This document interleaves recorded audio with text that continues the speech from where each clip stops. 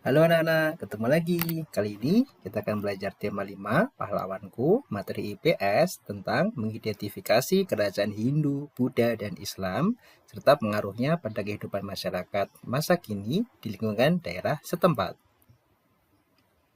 Oke, tokoh dan peninggalan pada masa kerajaan Hindu, Buddha, dan Islam. Beberapa tokoh beserta peninggalan kerajaan Hindu, Buddha, dan Islam, serta sikap kepahlawanannya yang bisa kita contoh. Kita mulai dari yang pertama, yaitu Raja Mulawarman dari kerajaan Kutai.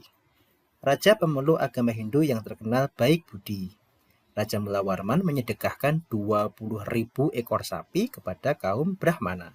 Ini adalah salah satu bukti peninggalan prasasti dari kerajaan Kutai yang kita kenal dengan prasasti Yupa.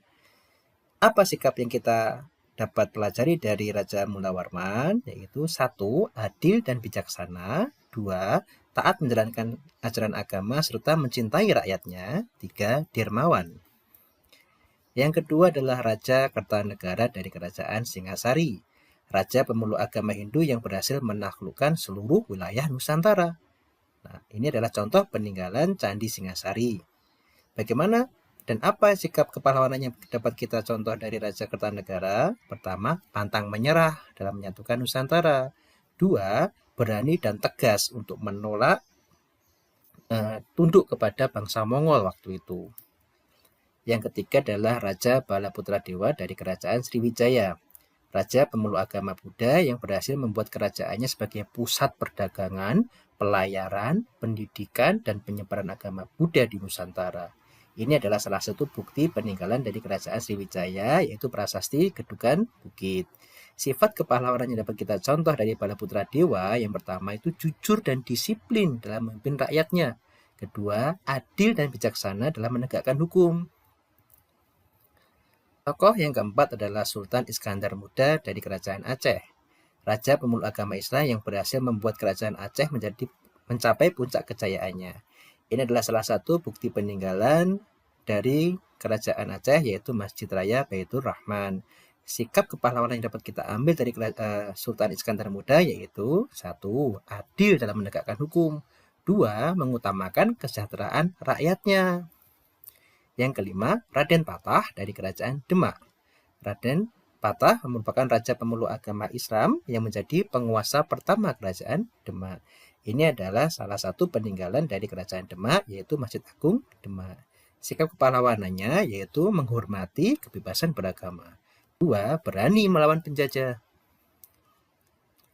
Nah, sekarang perjuangan tokoh kerajaan Hindu dan Buddha. Tokoh-tokoh masa kerajaan Hindu dan Buddha beserta pencapaian yang telah dilakukan apa saja ya? Yang pertama, Raja Mulawarman dari kerajaan Kutai di Kalimantan Timur. 1. Beliau adalah seorang raja yang baik budi. Rakyat hidup sejahtera dan makmur pada masa pemerintahannya. Beliau juga menyedekahkan 20.000 ekor sapi kepada kaum Brahmana saat upacara keagamaan. Selanjutnya, membagikan emas dan tanah kepada rakyatnya. Wah, sangat dermawan ya Raja Mulawarman. Selanjutnya, Raja Purnawarman dari kerajaan Tarumanegara di Jawa Barat. Pertama, beliau membuat saluran air untuk mengairi lahan pertanian. Kedua, memanfaatkan sungai untuk mencegah banjir. Yang ketiga adalah seorang raja yang bijaksana. Lalu tokoh yang ketiga adalah Raja Hayam Wuruk dari kerajaan Majapahit di Jawa Timur. Beliau membawa kerajaan Majapahit mencapai puncak kejayaannya. 2. Menyejahterakan rakyat untuk membuka lahan pertanian dan pembuatan bendungan serta saluran pengairan. Yang ketiga, rakyat hidup damai dan makmur serta pertahanannya yang kuat dari serangan musuh sehingga rakyatnya akan aman dalam kerajaan.